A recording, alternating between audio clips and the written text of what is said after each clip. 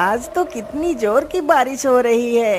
वैसे घनश्याम भाई, हमारे भाग्य ने हमारा साथ दिया। जरा देखो तो हमारी फसल कितनी अच्छी हुई है। हाँ भाई, फसल तो अच्छी है, लेकिन ये फसल हमारे भाग्य की वजह से नहीं बल्कि हमारे कर्म का फल है। जब हम दोनों ने मिलकर इस खेत में कड़ी मेहनत की है, तभी जाकर तो हमारे खेत में इतनी अच्छी फसल हुई है। अरे नहीं भाई, यह सब कुछ हमारे भाग्य की वजह से ही हुआ है। यदि हमारे भाग्य में यह अच्छी फसल नहीं लिखी होती तो हमें कभी भी नहीं मिलती। इसलिए भाग्य ही बड़ा है। इस बात को लेकर दोनों मित्रों के बीच बहस हो जाती है।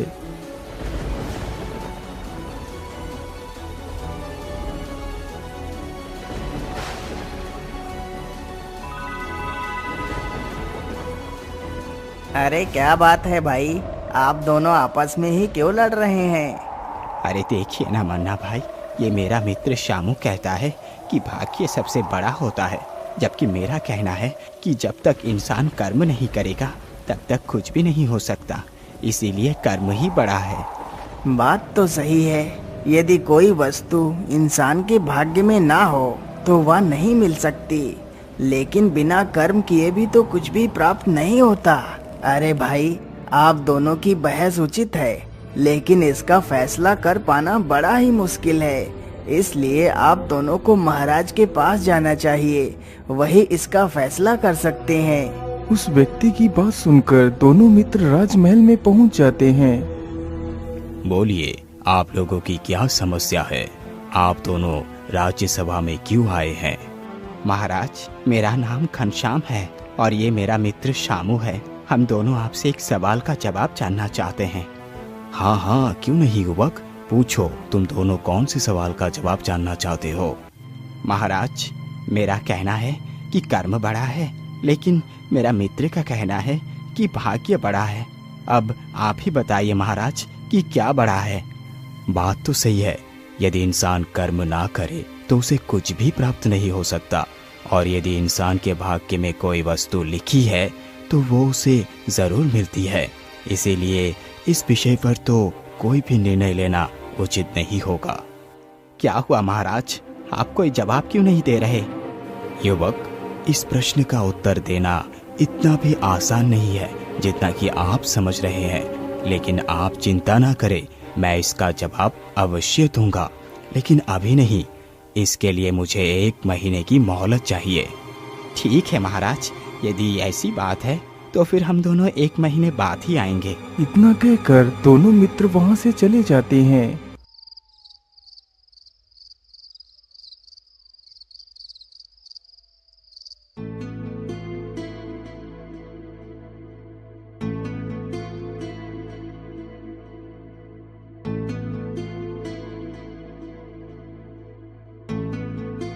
क्या करूं? इस सवाल का जवाब कहां से मिलेगा मुझे? मैं ऐसा करता हूं, कल सुबह ही इस प्रश्न का उत्तर ढूंढने के लिए निकलता हूं।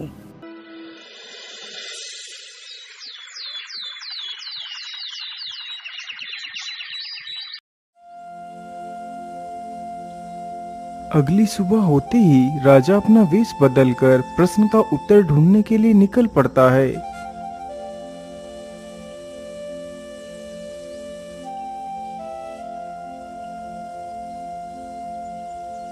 राजा चलते चलते एक नगर के पास से होकर गुजरता है।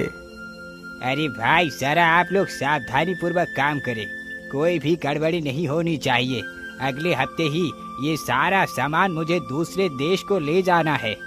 शायद इस प्रकार चलते रहने से ही मुझे मेरी प्रश्न का उत्तर नहीं प्राप्त होगा।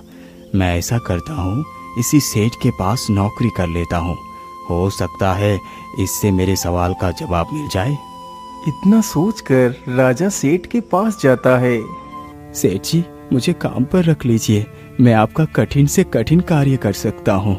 ठीक है, मैं तुम्हें काम पर जरूर रख लूंगा, लेकिन तुम्हारे अंदर ऐसी क्या विशेषता है कि मैं तुम्हें काम पर रखूं? सेठ जी, मेरे अंदर यही विशेषता है कि जो कोई कार्य कोई नहीं कर सकता वो कार्य मैं कर सकता हूँ। मैं आपके मुश्किल समय में बहुत काम आऊंगा। तो फिर ठीक है युवक, मैं तुम्हें प्रत्येक दिन 5 सोने की मोहरें दूंगा। मुझे मंजूर है सेठ जी। बहुत अच्छी बात है, तुम आज से ही हमारे पास काम पर लग जाओ। इतना सुनते ही राजा भी उन बोरियों को उठाने लगता है। युवक, तुम तो बड़े ही मेहनती लगते हो। जिस बोरी को 2 लोग मिलकर उठाते हैं, तुम उसे अकेले ही उठा कर ले आ रहे हो। वाह वाह, बहुत बढ़िया। राजा को काम करते करते लगभग शाम होने वाली थी। अरे रुक जाओ युवक, क्या सारा कार्य आज ही कर डालोगे? मैं तुमसे बहुत प्रसन्न हुआ। वैसे तुम्हारा नाम क्या है? सेठ जी, मेरा नाम विक्रम है। अच्छा ठीक है विक्रम, ये लो तुम्हारी आज की मजदूरी, और कल से तुम सुबह समय से आ जाना, ठीक है?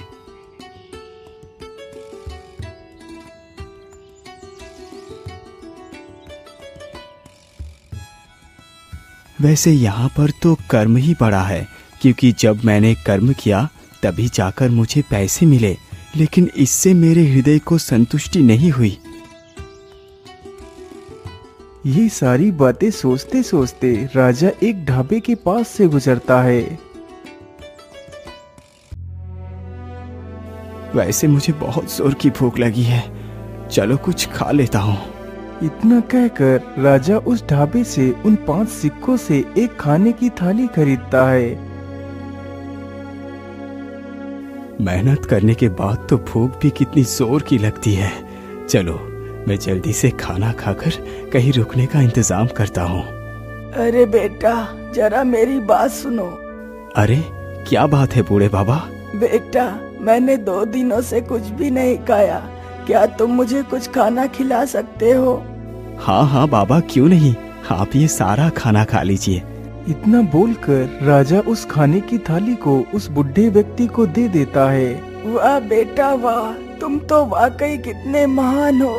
तुमने इस खाने को खुद ना खाकर मुझे दे दिया। जीते रहो बेटा, जीते रहो। इतना बोलकर वह बूढ़ा व्यक्ति उस खाने को लेकर वहाँ से चला जाता है।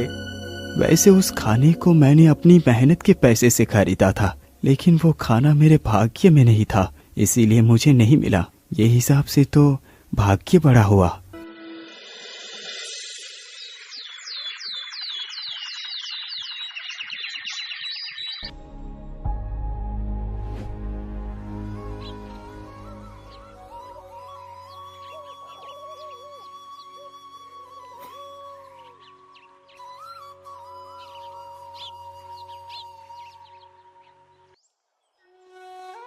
विक्रम, जल्दी से सारा अनाज की बोरियां लाद दे, मुझे जल्दी ही निकलना होगा। लेकिन पता नहीं क्यों आज सुबह से मेरी बाईं आंख फड़क रही है। सेठ जी, यदि आपकी बाईं आंख फड़क रही हो तो आज विदेश यात्रा शुभ नहीं। मेरा मानो तो आपको कल निकलना चाहिए। अरे नहीं विक्रम, ऐसा कुछ नहीं होता।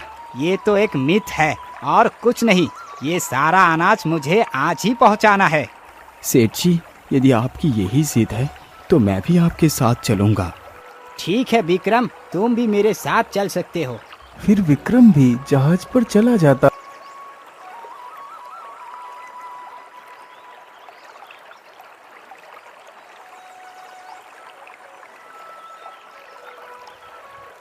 जहाज चलते चलते समुद्र की गहराइयों में पहुंच जाता है।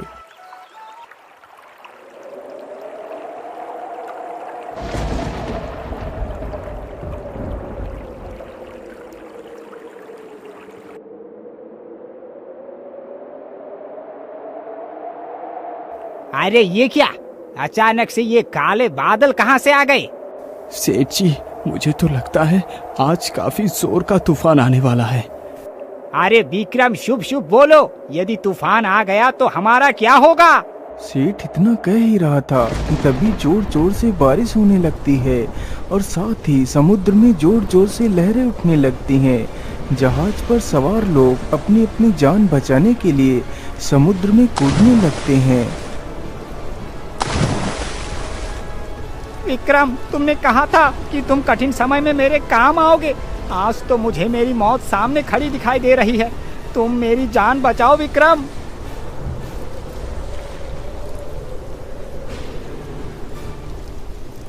सेठ जी, आप चिंता न करिए, आप इस लकड़ी के एक सिरे को पकड़ लीजिए। अब यहाँ से बचने का सिर्फ यही एक उपाय है। सेठ तुरंत ही उस लकड़ी के दूसरे सिरे को पकड़कर समुद्र में कूद जाता है।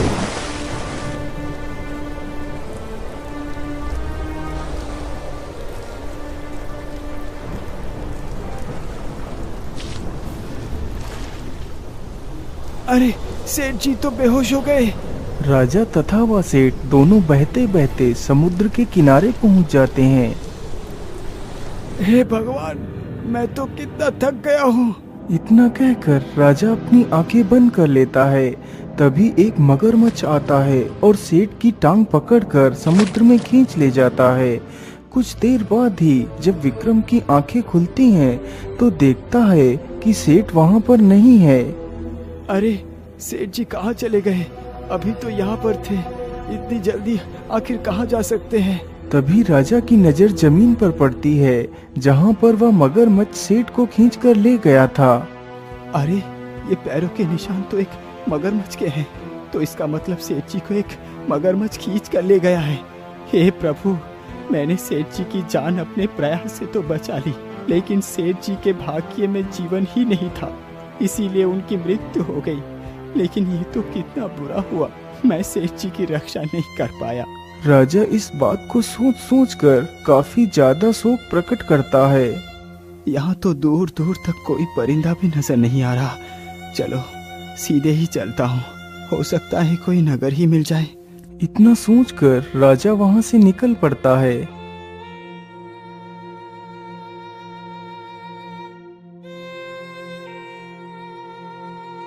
राजा चलते चलते एक राज्य में पहुंचता है जहां की राजकुमारी की यह जिद थी कि वह विवाह करेगी तो सिर्फ विक्रमादित्य से ही करेगी, अन्यथा पूरे जीवन कुंवारी ही रहेगी। अरे भाई, ये राज्य कौन सा है? भैया, यह मंगोलिया राज्य है, लेकिन आप कौन हो भाई? अरे भाई, मैं धारा नगरी का राजा विक्रमादित्य हूँ। तुम विक्रमादित्य हो? ये कैसा मजाक है? मैंने भी विक्रमादित्य के साहस और पराक्रम के बहुत से किस्से सुने हैं। तुम तो विक्रमादित्य नहीं हो सकते। उस व्यक्ति की यह बात सुनकर विक्रम अपनी कहानी उस व्यक्ति को बताता है। कहानी सुनकर व्यक्ति हैरान ही रह जाता है। महाराज, हमारे राज्य की राजकुमारी ने यह प्रण लिया है कि वह अपना विवाह सिर्फ आपके साथ ही करेंगी, अन्यथा पूरे जीवन कुंवारी ही रहेंगी। चलिए महाराज, हमारे साथ राजमहल को चलिए। ठीक है भाई, मुझे अपनी राजकुमारी के महल में ले चलो। वह युवक जल्दी ही राजा विक्रमादित्य को अपने राजा के पास ले जाता है। महाराज, हम तो आपकी प्रतीक्षा में ही बैठे हैं। मेरी बेटी ने आपसे विवाह करने का प्रण लिया है, लेकिन शर्म के मारे मैं आपसे कभी मिलने नहीं आ सका, क्योंकि आपकी और मेरी बराबरी कहाँ हो सकती है महाराज। नहीं महाराज, इस प्रकार की बात बोलकर आप मुझे शर्मिंदा ना करें। महाराज, यदि राजकुमारी का प्रण मुझसे विवाह करना है तो मैं राजकुमारी के साथ विवाह अवश्य करूंगा। फिर राजा विक्रमादित्य का विवाह उस राजकुमारी के साथ ही हो जाता है।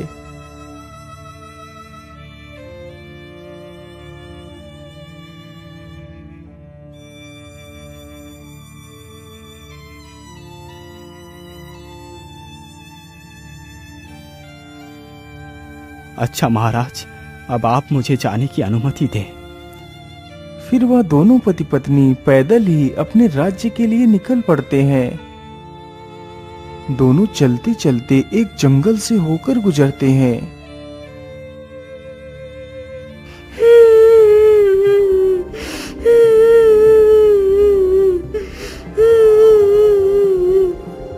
अरे स्वामी, ये रोने की आवाज किसकी है? मुझे लगता है कोई मुसीबत में है, हमें चलकर देखना चाहिए। हाँ प्रिया, ये आवाज तो इस तरफ से आ रही है, चलो चलकर देखते हैं। इतना कहकर दोनों उसी दिशा में बढ़ते हुए चले जाते हैं जिधर से वह रोने की आवाज आ रही थी। राजा चलते चलते अपनी नजरों को इधर उधर दौड़ाता है। तभी उसकी नजर एक पेड़ के नीचे पड़ती है, जहाँ पर एक छोटी सी लड़की बैठकर रो रही थी। अरे क्या बात है बेटी, तुम रो क्यों रही हो? और तुम कौन हो? इस जंगल में अकेली क्या कर रही हो? मेरा नाम गुड़िया है। मैं यही पास के गांव के बाहर एक झोपड़ी में रहती हूँ।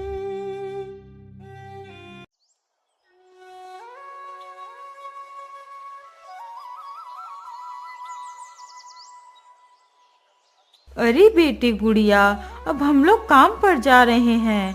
तुम अपने छोटे भाई का ख्याल रखना और दरवाजा अच्छे से बंद कर लेना।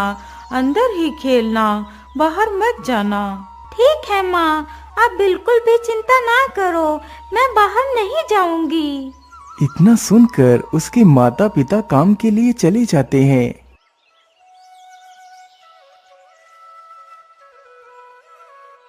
अरे वाह, बाहर तो कितना सुंदर दृश्य है। जरा देखो तो उन प्यारी तितलियों को, कितनी आकर्षक लग रही हैं। मैं ऐसा करती हूँ, थोड़ी देर बाहर चलकर खेल लेती हूँ, फिर अंदर आ जाऊंगी। इतना सोचकर गुड़िया अपने छोटे भाई को लेकर बाहर आती है और उसे वहीं घास पर लिटा देती है और खुद तितलियों के साथ खेलने लगती है। अरे वाह, ये तितली तो कितनी प्यारी है। वह इतना कह ही रही होती है कि तभी एक गिद्धनी उसके भाई को अपने पंजे में दबाकर उड़ जाती है। अरे दोस्त, तू मेरे भाई को कहाँ ले जा रहा है? छोड़ दे मेरे भाई को। बेचारी गुड़िया उस गिद्धनी का पीछा करते करते काफी दूर तक चली जाती है, लेकिन उसे पकड़ नहीं पाती।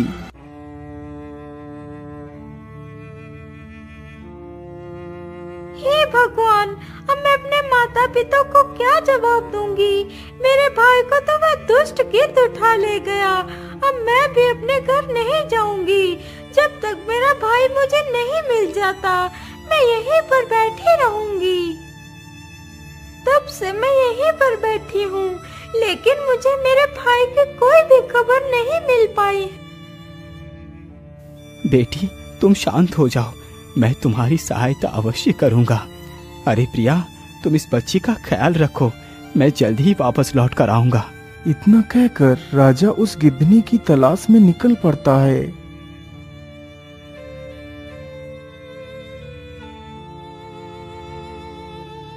राजा चलते चलते काफी दूर निकल जाता है।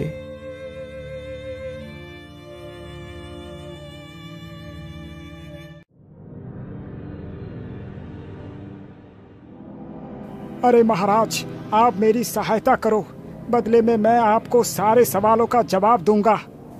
अरे ये किसकी आवाज है, जबकि आसपास तो कोई भी नहीं है? महाराज नीचे देखिए, नीचे मैं एक चूहा हूँ। अरे चूहा, मैं तुम्हारी क्या मदद कर सकता हूँ? महाराज अब मैं बूढ़ा हो चुका हूँ, जिसकी वजह से मैं ढंग से चल भी नहीं पाता। मैं कई दिनों से भूखा हूँ। मैं इस पेड़ पर चढ़ने की कोशिश करते करते थक गया हूँ, लेकिन चढ़ नहीं पाया। यदि तुम मेरे लिए इस पेड़ से कुछ फल तोड़ दो तो मैं आपको उस गिद्धनी के सारे राज बता सकता हूँ। राजा ने जैसे ही चूहे के मुख से उस गिद्धनी का नाम सुना तो वह चौंक ही जाता है।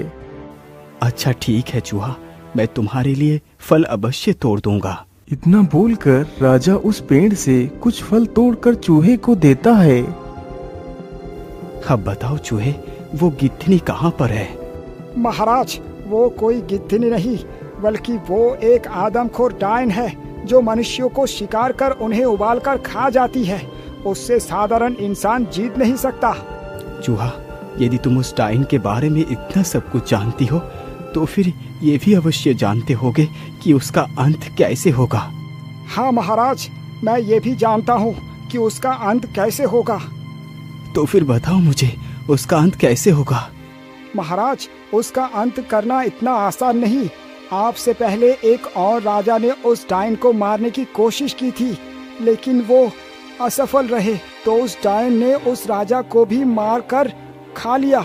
चूहा, तुम मेरे प्राणों की चिंता ना करो, तुम बस मुझे उस डायन को मारने का उपाय बताओ। तो फिर ठीक है, सुनो महाराज, आपको चिल्का नदी से उस चमत्कारी पत्थर को ढूंढ कर लाना होगा। यदि आप उस पत्थर को ढूंढ कर ले आए तो ये समझो कि उस डायन की मौत निश्चित है। ठीक है चूहा, मैं तैयार हूँ। चलो मुझे उस नदी के पास ले चलो।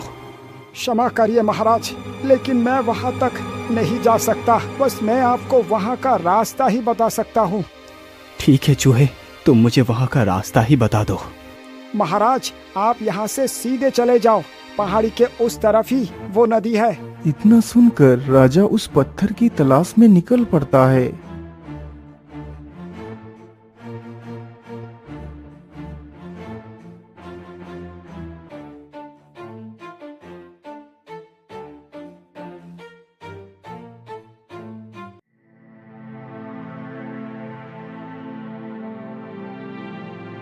मुझे लगता है यही वो चिल्का नदी है। चलो जल्दी से इसके अंदर चलता हूँ।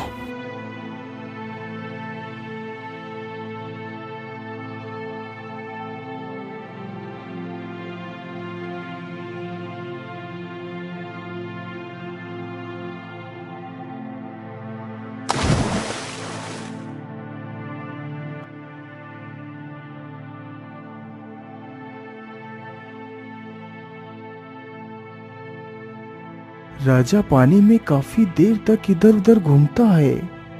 आखिर कहाँ हो सकता है वो चमत्कारी पत्थर?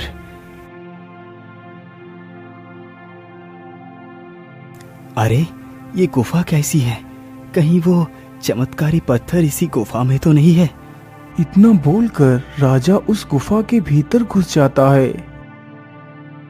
राजा गुफा के भीतर अपने सेठ को देखता है, जो कि जीवित अवस्था में है और एक पिंजरे में कैद है। अरे मगरमच्छ, मुझे छोड़ दो। तुम्हें मुझे मारकर क्या मिल जाएगा? यदि तुम मुझे छोड़ दोगे तो तुम्हारे लिए रोज रोज एक नया शिकार लेकर आऊंगा। मेरा विश्वास करो। अरे सेठ, तुझे क्या लगता है मैं इतना बड़ा बेवकूफ हूँ जो तुझे जाने दूंगा? तेरी हड्डियाँ तो मैं चबा चबा कर खाऊंगा। बस 2 दिनों की बात है, जब हमारी महारानी आ जाएगी तब मैं तुम्हारी हड्डियों को खूब चबाऊंगा। तब तक के लिए चुपचाप पिंजरे के अंदर बंद रहो। अरे ये तो हमारे सेठ हैं, लेकिन ये यहाँ पर कैसे आए? राजा चुपचाप उस मगरमच्छ की बातों को सुन रहा था। तभी उसकी नजर पास में रखी एक चमकदार वस्तु पर पड़ती है। अरे ये क्या? कहीं ये वही चमत्कारी पत्थर तो नहीं है? हाँ, जरूर यही वो चमत्कारी पत्थर है। सावधान दुष्ट मगरमच्छ, मेरे रहते हुए तू सेठ का बाल भी बांका नहीं कर सकता। अरे तू कौन है जो सेठ को बचाने के लिए आ गया? मैं राजा विक्रमादित्य हूँ। ये आदमी तो कुछ जाना पहचाना सा लगता है, जैसे मैंने इसे पहले कभी देखा है। अच्छा, तो फिर और भी अच्छी बात है, एक शिकार और सही। इतना कहकर मगरमच्छ राजा की तरफ हमले के लिए बढ़ता है। तभी राजा अपनी तलवार से मगरमच्छ को मौत की नींद सुला देता है। सेठ जी, ये कैसा पिंजरा है? इसका तो कोई भी दरवाजा नहीं है। महाराज, ये एक जादुई पिंजरा है। इसकी चाबी वो चमत्कारी पत्थर है। यदि तुम उस पत्थर को उठाकर इस पिंजरे से स्पर्श कर दोगे तो ये पिंजरा गायब हो जाएगा और मैं आजाद हो जाऊंगा। इतना सुनते ही राजा उस पत्थर को उठाकर पिंजरे से स्पर्श कराता है। पत्थर के स्पर्श होते ही वह पिंजरा गायब हो जाता है। चलो सेठ जी, जल्दी से इस नदी के बाहर चलो। फिर वह दोनों जल्दी ही उस नदी से बाहर निकल आते हैं। महाराज, मेरी जान बचाने के लिए आपका बहुत बहुत धन्यवाद। सेठ जी, ये तो मेरा कर्तव्य था। वैसे महाराज, मेरा हृदय ऐसा क्यों कहता है कि मैं पहले भी आपसे मिल चुका हूँ, जबकि सत्य तो ये है कि मैं पहली बार आपसे मिल रहा हूँ। सेठ जी, मैं विक्रमादित्य हूँ, जिसने आपके घर में नौकरी की थी। फिर राजा अपनी सारी कहानी सेठ को सुनाता है। महाराज, मेरे धन्यवाद जो आप जैसे महान राजा के साथ समय बिताने का अवसर मिला। अच्छा सेठ जी, अब मैं चलता हूँ। अभी मुझे और भी जिम्मेदारियों को पूरा करना है। इतना कहकर राजा वापस उस चूहे से मिलने के लिए चल पड़ता है और सेठ वहाँ से अपने राज्य की ओर चला जाता है। शायद सेठ का जीवन अभी बाकी था, इसीलिए वो मौत के मुंह से भी बचकर बाहर आ गए। क्योंकि उनके भाग्य में अभी मौत नहीं लिखी थी, और यदि मैं कर्म करके यहाँ तक नहीं आता तो शायद सेठ को बचाना संभव नहीं होता। चूहा, मैं उस चमत्कारी पत्थर को ले आया हूँ। बताओ मुझे अब इस पत्थर का क्या करना है? महाराज, आप इस पत्थर को अपनी तलवार में समाहित कर इसे अपनी ताकत बना लो, जिससे एक ही बार में वो दुष्ट डायन परलोक को चली जाए। इतना सुनते ही राजा उस पत्थर को अपनी तलवार से स्पर्श कराता है तो वह चमकीला पत्थर उसी तलवार के अंदर समा जाता है। चूहे, अब तुम मुझे उस डायन तक पहुंचने का रास्ता बताओ। महाराज, आप यहाँ से सीधे दक्षिण दिशा की ओर चले जाइए। जंगल के बीच में एक झोपड़ी बनी है, उसी झोपड़ी में वो डायन रहती है। इतना सुनकर राजा वहाँ से निकल पड़ता।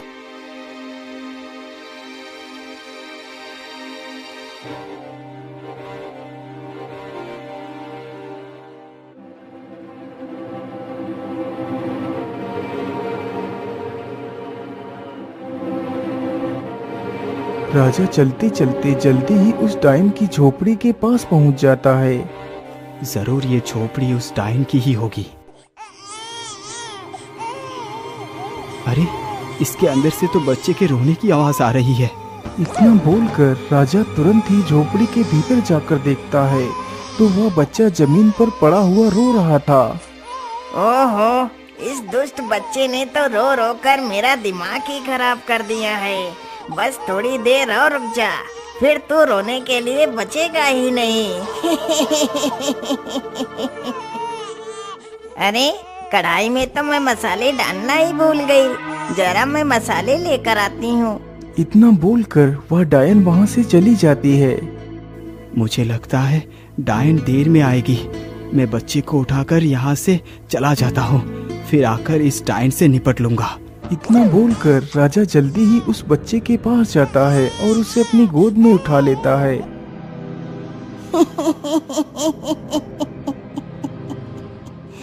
अरे दुष्ट राजा, तुझे क्या लगा तू मेरे न रहने पर मेरे शिकार को चुरा कर ले जा सकता है? तो ये तेरी बहुत बड़ी भूल है। अरे दुष्ट डायन, तुझे क्या लगता है मेरे रहते हुए तू इस बच्चे को नुकसान पहुंचा सकती है? तो ये तेरी भूल है। उसका भी फैसला अभी हो जाएगा, पहले मेरे वार से बच।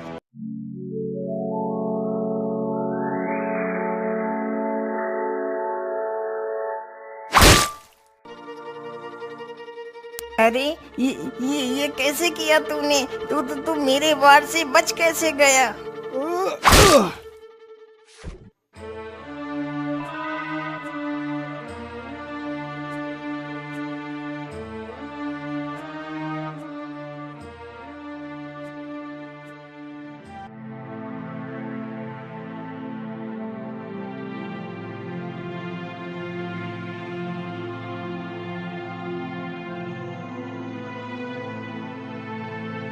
महाराज, आपका बहुत बहुत धन्यवाद। यदि आप मेरे बेटे को नहीं बचाते तो शायद आज मेरा बेटा मेरे पास नहीं होता। मैं आपका ये एहसान कभी नहीं चुका पाऊंगा महाराज। अरे नहीं भाई, ये तो मेरा फर्ज था। अच्छा, अब मैं चलता हूँ। तुम अपना और अपने परिवार का ख्याल रखना। इतना बोलकर राजा अपनी पत्नी के साथ अपने महल की ओर निकल पड़ता है। यदि देखा जाए तो यहाँ भी कर्म ही बड़ा है। यदि मैं उस बालक को बचाने के लिए नहीं जाता तो शायद वो बालक भी लौटकर नहीं आ पाता और ना ही सेठ का जीवन बच पाता।